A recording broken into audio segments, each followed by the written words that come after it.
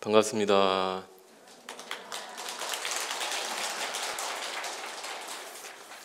오늘 날씨가 많이 춥지요.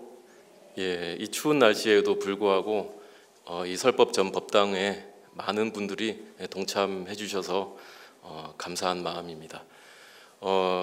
사중에 여러 덕 높으신 스님들께서 계십니다. 사실 여러 화엄 종장, 화엄경을 오랫동안 보아오시고 또 수행하고 연찬해 오신 어른 스님들이 아주 많이 계십니다. 그런데 제가 화엄살림 법회에 이렇게 좀 올라와 달라는 요청을 받고는 어떻게 해야 되나 좀 고민을 했습니다.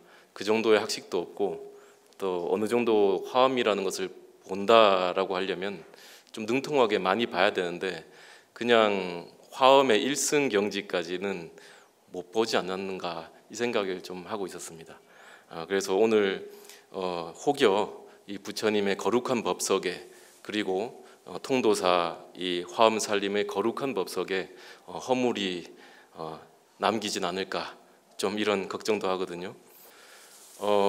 아침마다 어른 스님을 모시고 은사 스님을 모시고 차를 마십니다. 공양 마치면 잠깐 도량을 둘러본 다음에 올라가서 차를 마십니다. 차를 마시는데 스님께서 처음 화엄살림 법문을 할 때의 이야기를 들려주시더라고요. 처음으로 화엄살림 이 법단에 올라갔던 이 얘기를 들려주시더라고요. 저야 어른 스님에 비하면 한참 늦게 올라온 편인데 그때 얘기를 해주시면서 뭐라 그러느냐, 화엄살림 법문을 하고 저희 은사 스님께서 내려가니 저희 상노 스님께서 저희 은사 스님께 그러시더랍니다. 법문을 할 적에 네 얘기는 좀 줄여라. 법문할 때 네 얘기는 좀 줄여라 이러셨다고 합니다. 왜 그러느냐라고 하면 이제 경문 자체만을 쭉 설하다 보면은 좀 어려울 수 있기 때문에 이런저런 설명을 좀 가미해서 하실 수도 있잖아요, 그죠? 그런데 그 부분에 대해서 부처님 경문을 좀 읽을 것이지 너무 자기 얘기를 하지 말라 이 말씀을 하셨다 그래요. 그런데 제 법문은 이미 제 얘기를 너무 많이 준비를 해놔가지고 지금 걱정이 태산 같습니다. 그래서 일단은 제가 아는 선에서 이해한 대로 말씀을 드려볼까 합니다.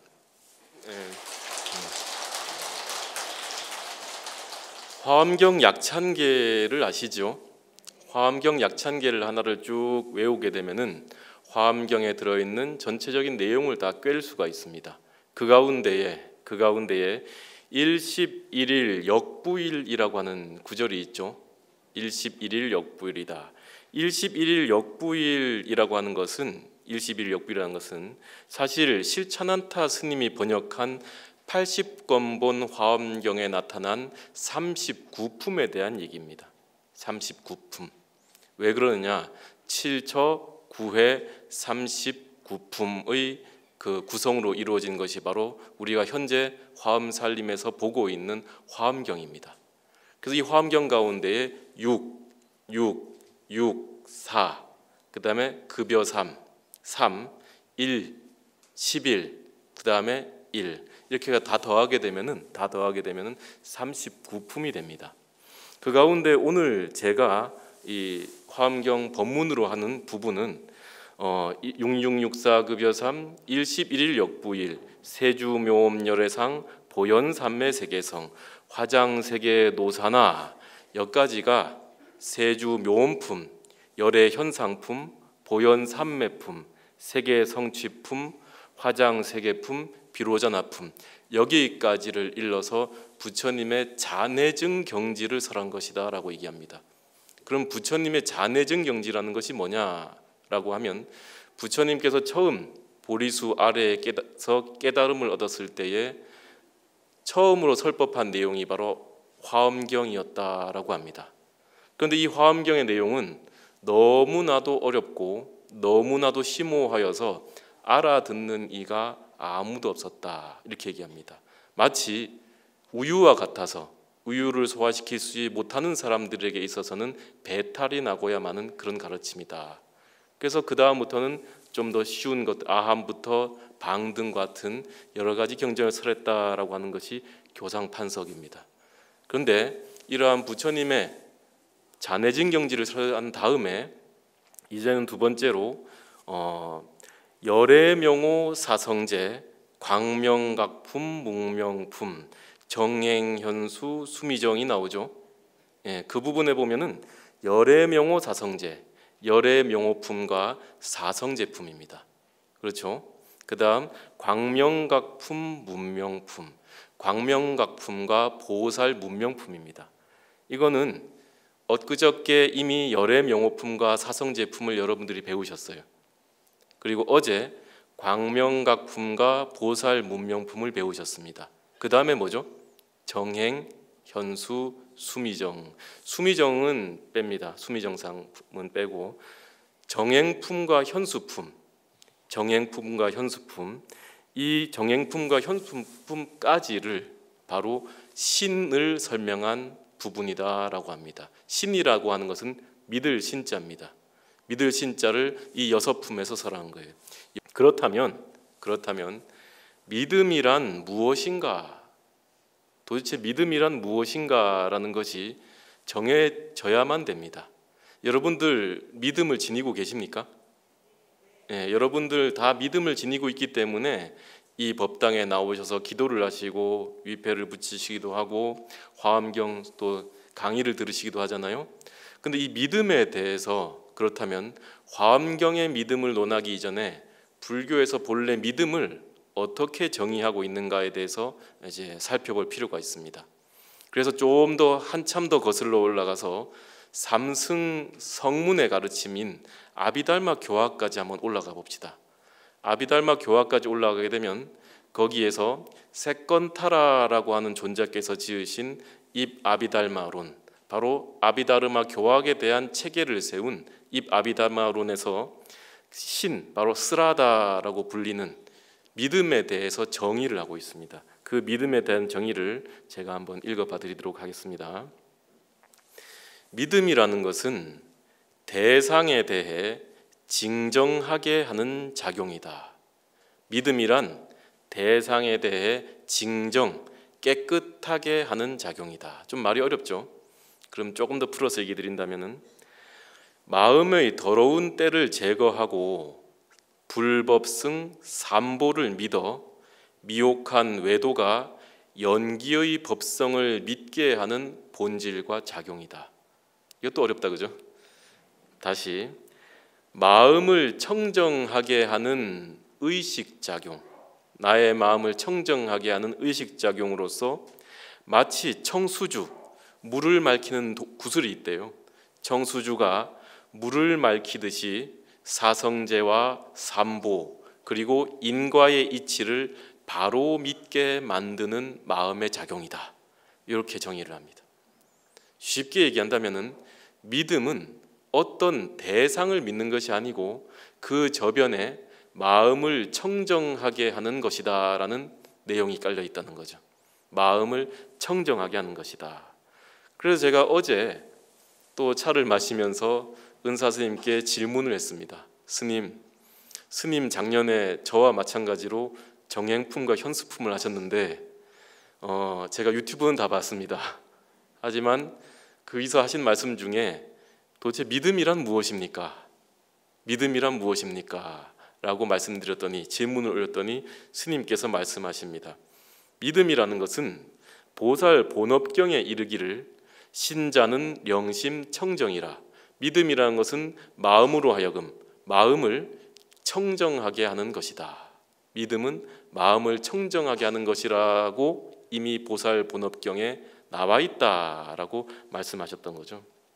그래서 정리해 봅시다. 불교에서의 믿음이라는 것은 마음을 청정하게 하는 것입니다. 그리하여 부처님의 진리를 있는 그대로 받아들일 수 있게 하는 것이다. 그게 바로 믿음입니다. 무언가를 믿는다라고 하기 전에 내 마음이 청정하기 때문에 아무런 장애나 거리낌 없이 부처님의 진리를 있는 그대로 받아들일 수 있는 것이다. 이게 이제 신심, 바로 믿음의 정의다라고 이해를 하셔야 됩니다. 그러므로 신행, 우리가 신행 활동한다 이러시잖아요.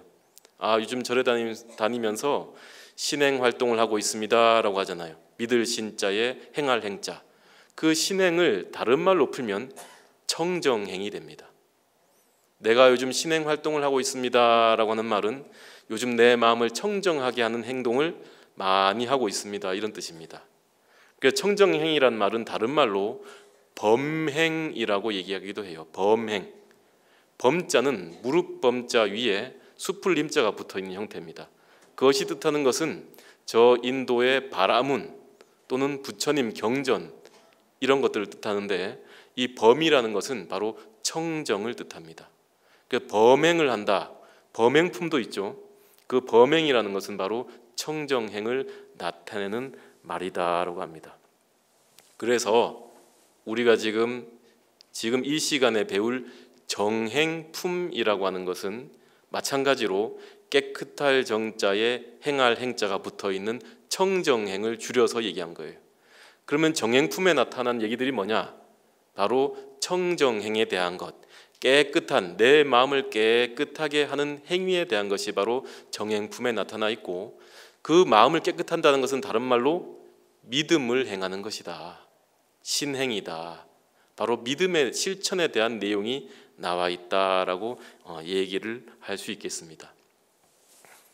엊그제 송광사 율주이신 지자 현자 지연 큰 스님께서 설법을 해주셨죠.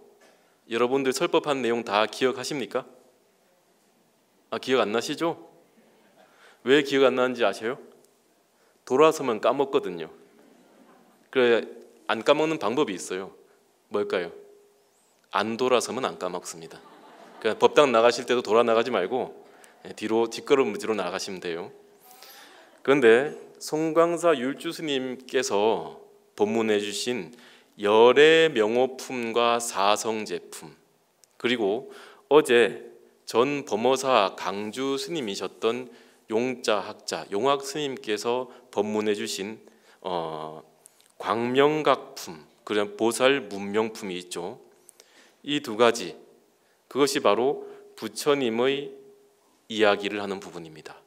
그럼 부처님의 무슨 얘기를 하는 부분이냐라고 하면 스님들, 우리 강원 스님들도 많이 와 계시는데, 강원 스님들께서 치문, 경훈이라고 하는 책이 있습니다. 치문은 보통 치자는 검을 치자요, 문자는 문도를 뜻합니다. 검은 문도들, 검은 옷을 입은 무리들이다라는 말인데 스님을 가리키는 표현이에요. 그런데 이 치문 경훈에 이런 얘기가 나옵니다. 서 부분에 나오는데요. 개 중생지 근욕성이 수라 약일이 논지인된 공비 득지하로다, 이런 말이 나와요. 개 중생지 근욕성이 수라, 대개 무릇 중생의 근기와 타고난 근기와 욕구와 원하는 바와 성품이 수라 다른지라, 약일이 논지인된, 만약 한 가지로서 그 중생들의 어떤 여러 가지 가르침들을 논해볼진된 공비득지하로다, 그 취지를 얻지 못할까 두렵도다, 이 말이에요. 무슨 말이냐라고 하면, 여러분들 얼굴 생김새가 다 다르고 옷 입은 것도 다 다르고 마음도 다 다르고 성격도 다르고 원하는 것도 다 달라요. 서로 다른 근기와 성품과 욕구를 지니고 지금 이 법당에 앉아 있잖아요. 그러다 보니까 부처님께서는 설법을 하시다 보면은 각각의 중생들이 알아들을 수 있는 말로 설법을 해주셔야 되는 거예요. 그 부처님은 워낙 자비로운 분이시기 때문에 각 중생들이 뭐가 필요한지 훤하게 내다보시고 각 중생들에게 필요한 말씀을 내어주신다라고 얘기를 합니다. 그래서 열의 명호품에서는 부처님의 신업에 대한 얘기를 합니다. 열의 명호품. 그래서 부처님의 몸은 여러 국토와 여러 곳의 중생에게 맞게 온갖 모습으로 나투시기 때문에 그 명호가 한량이 없다. 그 화신, 법신도 한량이 없다. 이렇게 얘기합니다. 여러분들 보면은 절하실 때 뭐 있어요? 삼천불 삼천배 들어보셨어요? 부처님 명호가 어마어마하게 많잖아요. 그럼 왜 그렇게 부처님 명호가 많아야 되는가 이 말이에요. 그것은 바로 중생들의 근기와 욕구와 성품이 모두 다르기 때문이다 라고 얘기를 하는 겁니다. 그 다음 사성제품에서는 부처님의 구업, 어업에 대해서, 말씀에 대해서 얘기합니다. 부처님의 법문을 한마디로 초기 불전에서 사성제를 설하셨다라고 얘기를 하고, 이 사성제품에서는 화엄경에서 사성제를 10가지로 각각 나누어 가지고 중생들에게 맞게 설하셨기 때문에 부처님의 말씀이 한량없다, 어업이 한량없다라고 얘기를 합니다.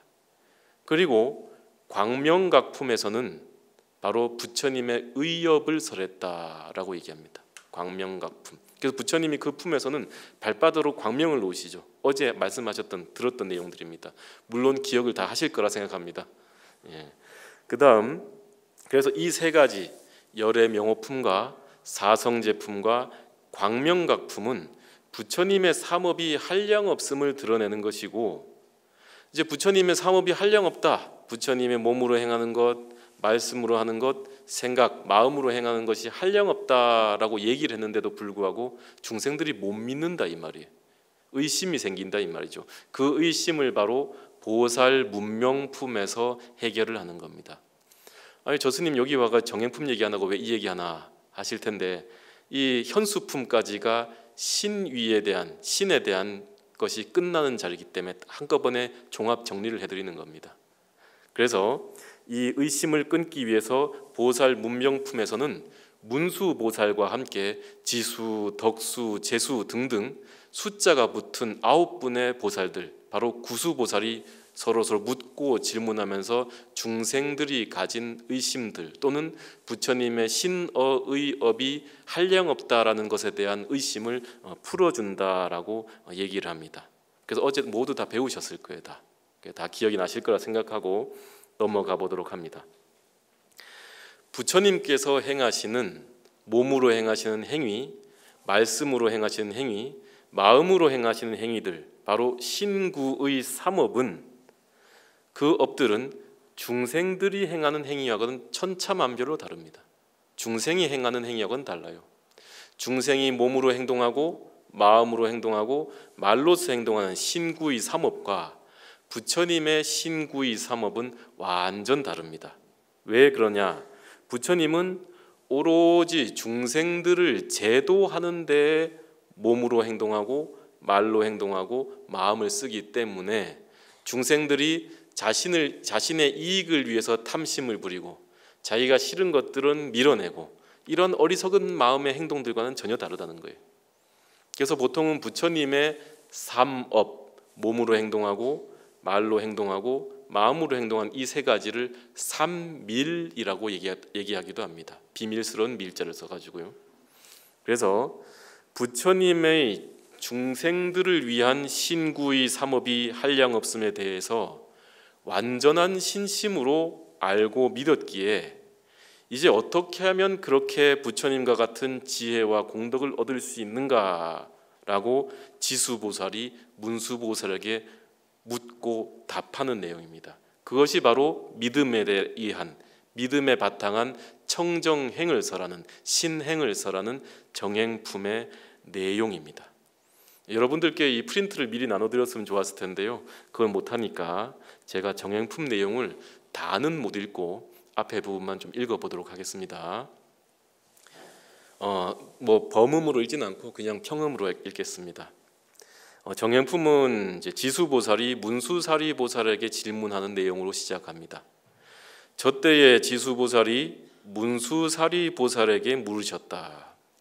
불자여, 보살이 어떻게 허물이 없는 몸과 말과 뜻의 업을 얻으며 어떻게 해롭지 않은 몸과 말과 뜻의 업을 얻으며 어떻게 훼손할 수 없는 몸과 말과 뜻의 업을 얻으며 어떻게 물러가지 않는 몸과 말과 뜻의 업을 얻으며 어떻게 움직이지 않는 몸과 말과 뜻의 업을 얻으며 어떻게 수승한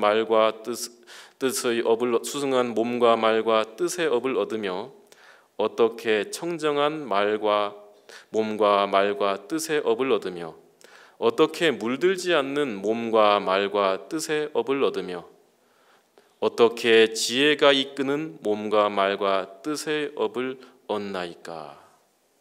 어떻게 태어나는 구족함과 종족의 구족과 가문의 구족과 색법의 구족과 모양의 구족과 생각의 구족과 지혜의 구족과 행의 구족과 두려움 없음 무해의 구족과 깨달음의 구족을 얻나이까? 쭉 질문을 하셔요. 이걸 다 읽어버리면 오늘 시간 다 가거든요. 그래서 조금 요약해서 뒤에서 무엇을 묻느냐? 10가지 지혜를 어떻게 얻습니까? 도를 얻기 위해서 갖춰야 될 인연이 무엇입니까? 법을 설할 때 선교 방편은 어떻게 얻습니까? 칠각지와 삼공을 어떻게 얻습니까? 육바라밀과 사무량심을 어떻게 얻습니까? 심력, 부처님께 갖추어진 심력을 어떻게 얻습니까? 10분의 왕이 공경하고 호의함을 어떻게 얻습니까? 일체 중생의 이익이 됨을 어떻게 얻습니까? 일체 중생 중에서 가장 높은 세존이 될 수 있는 것을 어떻게 얻습니까? 라고 계속해서 100가지가 넘는 질문으로 물어요. 지수보살이. 그러자 문수보살이 그 아주 긴 질문을 잠자코 듣고 계시다가 이렇게 말씀하십니다. 불자여, 만약 모든 보살이 그 마음을 잘 쓰면, 만약 모든 보살이 그 마음을 잘 쓰면 온갖 수승하고 묘한 공덕을 얻게 되나리라. 답변이 간단하죠? 질문 한 100가지가 넘어요. 그런데 거기에 대고 문수보살이 뭐라 그러느냐? 선용기심이라. 그 마음을 잘 쓰면 된다 이럽니다. 그 마음을 잘 쓰면 된다. 우리 정말로 정답은요, 정말로 핵심적인 정답은 번삽하지 않습니다. 그래서 어떻게 하면은 저 열의 명호 사성제, 열의 명호품과 사성제품과 또는 광명각품 등에서 설해진 한량없는 부처님의 신구의 삼업을 나도 또한 부처님처럼 얻게 되나이까라고 여러 가지 100가지가 넘는 모습으로 부처님의 그런 공덕을 가지고 문수보살에게 지수보살이 물었더니 그거 얻는 것은 별거 아니다. 그렇게 어렵지 않다. 네 마음 잘 쓰면 된다. 이렇게 얘기했다는 거예요. 그러면 네 마음 잘 쓰면 된다. 그러면 우리가 그 다음 질문은 뭐라고 물어봐야 될까요? 어떻게 하는 것이 마음을 잘 쓰는 겁니까? 라고 물어야죠. 물어야죠. 그래서 어떻게 하면 마음을 잘 쓰는 것인지에 대해서 이 80권본 화엄경에서는 141가지의 원, 140원 내지는 141원으로 설명을 하고 있다라고 합니다. 그걸 또 다 읽으려니까 시간이 없잖아요, 그죠? 그래서 부분만 좀 한번 읽어보도록 하겠습니다.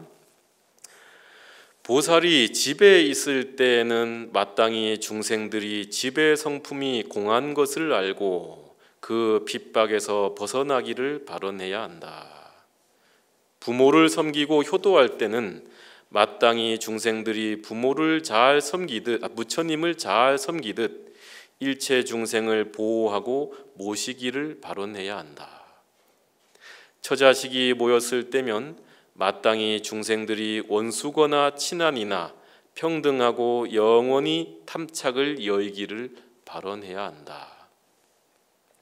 오욕락을 얻게 되면, 즐거움을 얻게 되면 마땅히 중생들이 욕망의 화살을 뽑아버리고 영원히 안락하고 평화롭기를 발언해야 한다.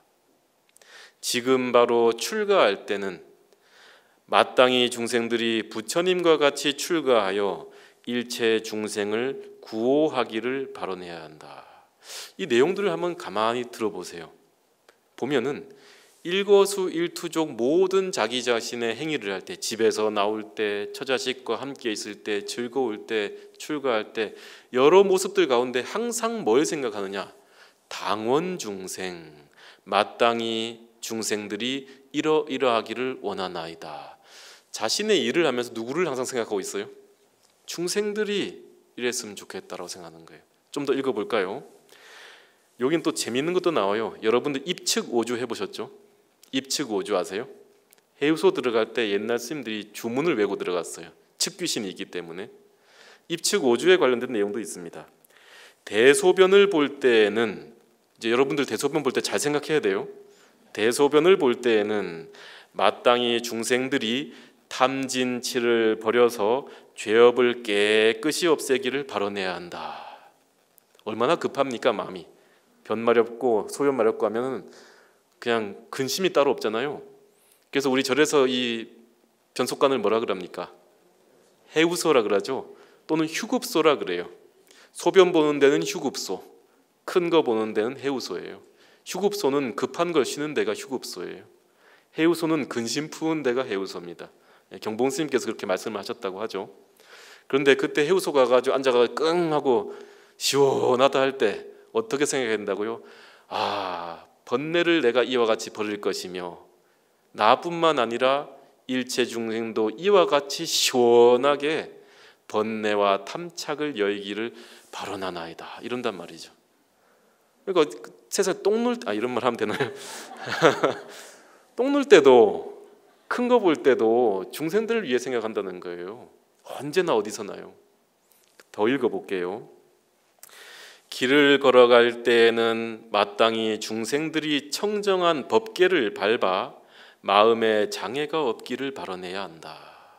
중생들도 이 법계의 길, 법의 길, 진리의 길을 걷도록 했으면 좋겠다라고 발언한다는 거죠.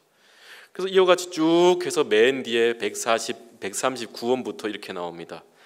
발을 씻을 때에는 마땅히 중생들이 신종력을 갖추어 행하는 바에 걸림이 없기를 발언해야 한다. 잠을 자고 쉴 때는, 잠을 잘 때마저도 마땅히 중생들이 몸에 평온함을 얻고 마음에 움직이고 어지러운 것들이 없기를 발언해야 한다. 잠을 잘 때 편안하잖아요.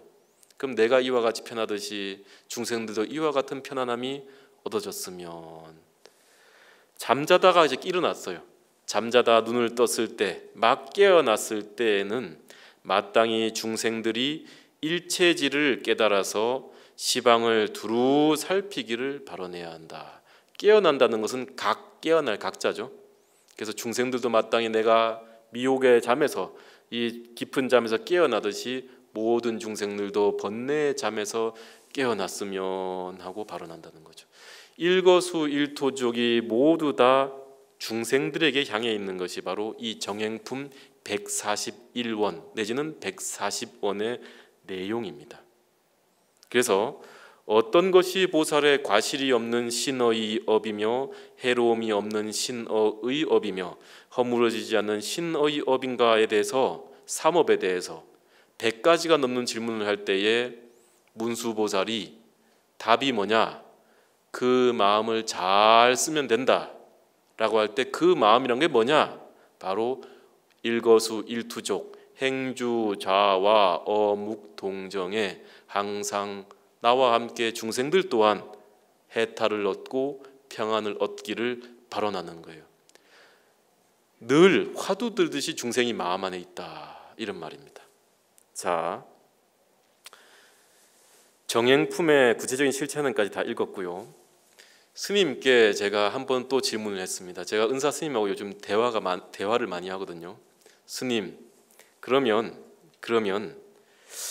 그때 스님께서 선용기심과 항복기심을 말씀하셨지 않습니까?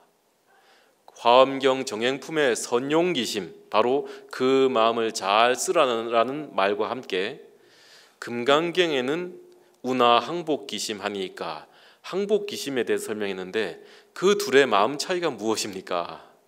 이거 궁금하잖아요. 둘의 마음 차이가 뭐냐? 이 선용기심할 때 선용기심은 바로 청정하고 진실하게 마음을 잘 쓰라, 이 말입니다. 항복기심할 때 그 심은 번뇌와 관념에 휩싸인 잘못된 그 마음을 항복시켜라 랍니다. 하나는 항복받을 마음이고 하나는 잘 써야 될 마음이에요. 근데 그 마음이 둘입니까? 아니에요. 한 마음이에요. 한 마음. 그래서 대승기실론에 이르기를 우리 마음은 일심 이문 3대 4신으로 설명합니다. 그래서 일심 이문이라는 것은 중생심인 이 일심 안에는 진여의 마음도 있고 생멸의 마음도 있다. 바로 부처의 마음도 있고 중생의 마음도 있다라고 얘기합니다. 중생의 마음은 마땅히 항복할 것이고 항복기심할 것이고, 그래서 금강경에서는 아상, 인상, 중생상, 수자상마저도 다 없다 그러잖아요. 안욕따라 삼약삼보리마저도 그 이름이 안욕따라 삼약삼보리이지 그 안욕따라 삼약삼보리가 아니다라고 다 부정을 하잖아요. 하지만 화엄에 들어오면 어떻게 합니까? 다 긍정합니다. 두두물물이 다 부처다 이렇게 얘기합니다. 온갖 것이 다 부처다. 모든 것을 다 부정하고 깨뜨리는 금강경의 가르침과 항복기심의 가르침과 온갖 것을 인정하고 두두물물이 다 부처라고 보는 초긍정의 화엄의 가르침이 일맥상통해요. 사실은 같은 얘기를 하고 있다라고 합니다. 자, 자, 화엄경소에 적혀 있는 얘기를 하나 말씀드려 볼까 합니다. 화엄경소에 이르기를 순역 개순하야 객진불능 탁기심하며 지비 쌍유하야 만경이 불능 난기려 하나니 시왈 청정행의이니라 이렇게 적혀 있습니다. 그걸 해석하자면 역순을 모두 수순하여 객진이 그 마음을 탁하게 할 수 없으며 자비와 지혜가 쌍으로 거닐어서 만 가지 경계가 그 생각을 어지럽힐 수 없으니 이것을 청정행이라 하느니라. 좀 말이 어렵다 그죠? 그래도 한번 읽어본다면은 역순을 모두 수순한다. 역경계와 순경계를 모두 따른다 이 말이에요.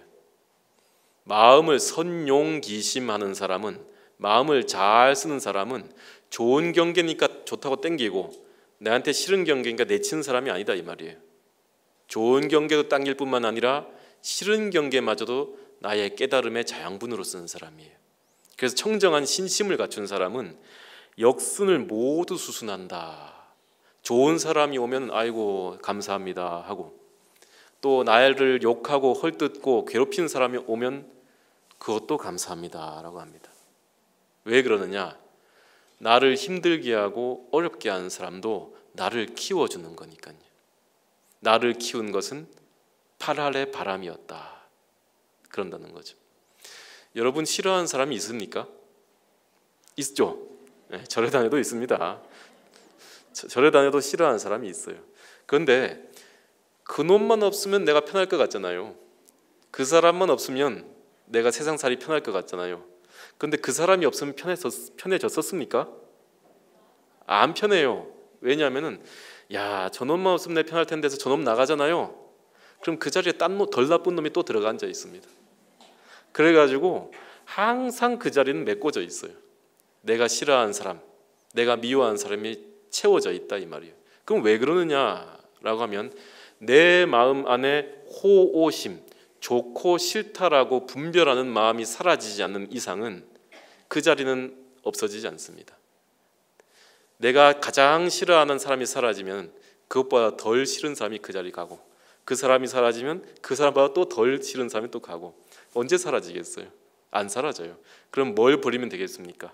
내 마음에 좋고 싫다라는 분별심을 떼어내버리면은 그 안에서 행복이 찾아오고 싫어하는 사람이 사라진다. 그래서 역순을 모두 수순하기 위해서는 분별심을 여의어야 되고, 분별심을 여인 뒤에는 부처님의 신어의 삼업이 한량없음을 깨칠 뿐만 아니라 그 부처님의 무량한 공덕장을 믿어 의심치 않아야 된다. 그런 경계가 되면은 객진이 그 마음을 탁하게 할 수 없다. 객진이라는 말은 손님 객자의 티끌 진자입니다. 우리 내 바깥에 놓여 있는 모든 번뇌의 대상들을 육진 경계, 6가지 경계를 눈으로 보고, 귀로 듣고, 코로 냄새 맡고, 입으로 맛보고, 피부로 느끼고, 마음으로 생각하는 6가지 모든 경계들을 객진이라고 얘기합니다. 거기서 번뇌가 나타나니까요. 그 객진이 내 마음을 탁하게 할 수 없다는 거예요. 내 마음이 굳건하게 신심이 들어앉아 있기 때문에 눈이 보이는 것에 끄달리지 않고, 귀가 들리는 것에 끄달려가지 않고, 코가 냄새에 끄달려가지 않으며, 혀가 맛에 끄달리지 않고, 피부가 촉감에 끄달리지 않으며, 마음이 망경계에 끄달려가지 않게 된다라고 얘기하는 겁니다. 그래서 그와 같이 된다면은 자비와 지혜가 쌍으로 거닐 수 있다, 놀 수 있다, 유효한다 이런 말입니다. 무슨 말이냐? 자비와 지혜가 함께 운용된다 이 말이에요. 복해 쌍존이에요. 여러분들 부처님께 절을 하죠? 절할 때 어떻게 합니까? 이 귀를 이게 올리잖아요. 왜 올립니까? 귀불 양족존. 그러니까 제가 보사님 이거 왜 올리죠? 아니 어디 보사님 그러시더라고요. 부처님을 여기 세워야 되니까요. 이렇게 얘기를 하는데 그건 물론 이제 그렇게 할 수도 있죠. 이렇게 오그리면 그럼 넘어가시겠네요, 그죠? 요 복해 양족존이란 말은 부처님은 두 가지를 발족자는 갖추었다라는 뜻도 있어요. 그래서 복해 양족입니다. 무슨 말이냐? 자비와 지혜를 함께 갖추었어요. 그래서 부처님의 자비심과 부처님의 지혜를 모두 내가 배우겠다 이 말로 이렇게 올리는 거예요. 부처님의 지혜를 배우고 부처님의 한량없는 공덕, 많은 중생들을 제도한 그 공덕심을 배우겠다 이런 겁니다. 바로 그 지혜가 나투어진 뭡니까? 문수사리보살이에요. 그 복해 행원력이 나투어진 뭐예요? 보현보살이에요. 예, 바로 부처님의 두 가지 공능을 상징한다라고 얘기를 합니다. 벌겋게 달구어진 신심의 무쇠솥 위에는 번뇌와 시련의 눈송이가 내려앉기 전에 사라져버린다. 여러분들 한번 떠올려 봅시다. 오늘 추운 날이죠. 추운 날 여러분들이 불을 떼가지고 가마솥에 가마솥을 벌겋게 데웠다 칩시다. 가마솥이 시뻘겋단 말이에요. 그러면 갑자기 시뻘건 가마솥을 밖에 내놨는데 눈이 내려요. 하얀 눈이 펄펄 내리는데 이게 번뇌 덩어리란 말이죠. 이 번뇌 덩어리의 눈발이 그 뻘겋게 달구어진 무쇠솥에 앉을 수 있을까요? 못 앉아요. 앉기도 전에 사라져버려요. 왜? 신심의 뜨거운 용광로와 같은 그 가마솥 위에는 눈송이는 하나 앉을 데가 없다 이 말이죠. 다 녹아 앉기도 전에 사라져버린다라고 얘기하는 겁니다. 나아가 오히려 그 모든 번뇌와 시련마저도 자기 자신을 연화장 세계를 장엄할 부처님의 꽃으로 피어나게 하는 걸음이 된다. 아까 얘기했죠. 역행보살이라고요. 역행보살. 여러분들이 이런 생각을 한번 해봅시다. 이제 끝날 때 되니까 잠깐만 재밌는 얘기하고 끝내볼게요. 처음 제가 그때도 한번 말씀드린 적이 있을 것 같은데 처음 암자에 갔을 때 일이 너무 많았었어요. 일을 많이 했었다 이 말이죠. 일을 너무 많이 아침에 돌도 주워야 되고 잡초도 뽑아야 되고 기도도 해야 되고 제사도 지내야 되고 큰 스님도 모셔야 되고 일이 너무 많은 거예요. 그 일이 왜 이렇게 많은가 싶어가지고 아유 나 일하러 출가한 거 아닌데 공부하러 출가했는데 이 생각을 했단 말이에요. 그런데 그 순간 이런 생각이 들었습니다. 그때는 아직 철이 없어가지고요. 큰 스님이 은사 스님이 정말로 나를 가르치려고 저렇게 일을 시키는 것인가? 아니면 그냥 일 시키려고 일을 시키는 것인가? 아주 철없는 생각이죠. 그런 생각을 했던 적이 있습니다. 그래서 아니 스님께서 정말 나를 기르기 위해서 나를 가르치기 위해서 하는 것인가? 아닌가? 그러던 어느 날 구정선사의 얘기를 보게 됐습니다. 구정선사라는 것은 누구냐? 옛날에 어떤 스님이 어떤 청년이 있는데 웬 스님이 이렇게 하고 합장하고 서 있는 거예요. 움직이지도 않고 풀숲에. 이 청년이 스님 뭐 하십니까? 라고 했더니 벼룩에게 피를 보시하는 중이네 이럽니다. 그래서 이 스님 보통이 아니시다 해가지고 그 스님을 따라가서 법을 배우고자 제자가 되었습니다. 그러자 이 스님이 방 안에 계시다가 갑자기 문을 벌컥 여시더니 얘야 가가지고 솥을 좀 걸거라 이럽니다. 예전에는 이제 불을 떼야 되니까 돌을 쌓아가지고 솥을 앉혀야 안 됩니까, 그죠? 솥을 좀 앉혀라 해가지고 돌을 이쁘게 쌓아다가 솥을 딱 앉혀놓고 이쁘게 해서 스님한테 달려갑니다. 스님 솥 다 앉혔습니다. 솥 다 했으니 이제 불 떼고 밥만 지으면 됩니다. 했더니 그 스님이 나오더니만 아이고 여기 좀 삐뚤다 다시 쌓아라 이럽니다. 그러니까 또 다시 스님 말씀이니까 안 어기고 다시 솥을 내리고 돌을 또 이쁘게 쌓아가 또 앉혀가지고 스님을 부릅니다. 스님 와서 한번 보십시오. 스님이 와가지고 보시더니 또 그럽니다. 아이고 아직도 덜 됐다 다시 쌓아라 이럽니다. 그걸 몇 번 했다고요? 9번을 고쳐 달았다. 그래서 숫자에 소정자를 써서 구정선사 이야기라 그러는 거예요. 마지막에 9번째 솥을 고쳐다니까 그제서야 스승이 뭐라 그럽니까? 아이고 이제 마음에 드는구나. 밥 한번 해먹자 이럽니다. 그러면 생각해 봅시다. 그 어른이 정말로 이 제자를 가리키려는 마음으로 9번 고쳐달라고 했을까요? 당연하겠죠. 제자의 인욕심을 시험해보고자 9번 고쳐달라는 끝에 제자로 받아들였다고 볼 수 있잖아요. 그게 우리가 일반적으로 이해하는 방식이잖아요. 그런데 반대로 생각해볼까요? 반대로 정말로 솥이 못마땅했던 거예요. 제자 가르칠 욕심이 아니고 밥을 빨리 무여야 되는데 솥이 삐딱한 거예요. 그래서 제자한테 똑바로 걸으라고 9번 동안 얘기한 겁니다. 만약에. 그런데 제자가 이렇게 생각하는 거예요. 저 스승은 나를 가리키기 위해서 9번이나 솥을 고쳐 다르라 하였구나. 그러면 그 스승이 고집을 부리고 그냥 밥 맛있게 먹으려고 솥 고쳐 달라고 했음에도 불구하고 제자에게 그 스승은 뭐가 되는 거예요? 선지식이 된다. 만약에 스승이 정말로 제자를 가리키는 마음으로 9번 고쳐달라고 했는데 한 7번째 제자가 저 영감쟁이 내가 일만 시키고 나 갈란다 하면은 선지식이 나타나도 선지식을 만난 게 됩니까? 안 만난 게 됩니까? 안 만난 게 돼요. 그 사람한테는 선지식이 와도 악지식이 되고 내 마음이 밝아져 있는 사람한테는 악지식이 와도 지옥의 나찰이 와도 관세음보살이 현현하는 것 똑같아요. 그래서 결국은 선지식이냐 악지식이냐 수행의 환경이 좋냐 수행의 환경이 나쁘냐라고 하는 것이 바깥에 있는 것이 아니고 어디에 있다는 겁니까? 내 마음 안에 있어요. 내가 부처도 만들고 중생도 만들고 지옥의 나찰도 만들어내요. 내 자신이 좋아하는 사람도 만들고 싫어하는 사람도 만드는 겁니다. 그 이치를 알면 그 유심도리만 알면은 정행품 안 배워도 됩니다. 정행품에서 얘기하는 것이 바로 부처님과 똑같아지기 위해서는 부처님처럼 말하고 부처님처럼 생각하고 부처님처럼 행동하기 위해서는 어떻게 해야 됩니까? 바로 선용기심하라. 그 마음을 잘 쓰라. 그 마음 안에는 내 마음의 올곧은 신심, 구도심이 갖추어진 상태에서 온갖 것들을 선지식으로 바로 볼 수 있는 그 믿음, 온갖 중생들이 다 해탈할 수 있다라는 그 믿음, 모든 일을 하며 모든 중생들이 다 해탈했으면 하는 그 발언에 의해 가지고 정행품이 이루어진다. 바로 신심이라는 것은 청정행으로서 내 마음 안에 그러한 눈을 갖추는 것이다. 두두물물이 부처라는 사실을 볼 수 있는 눈을 갖추는 것이다 라고 얘기를 합니다.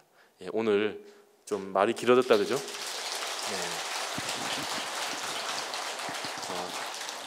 여기서 마치도록 하겠습니다. 공양 맛있게 하십시오.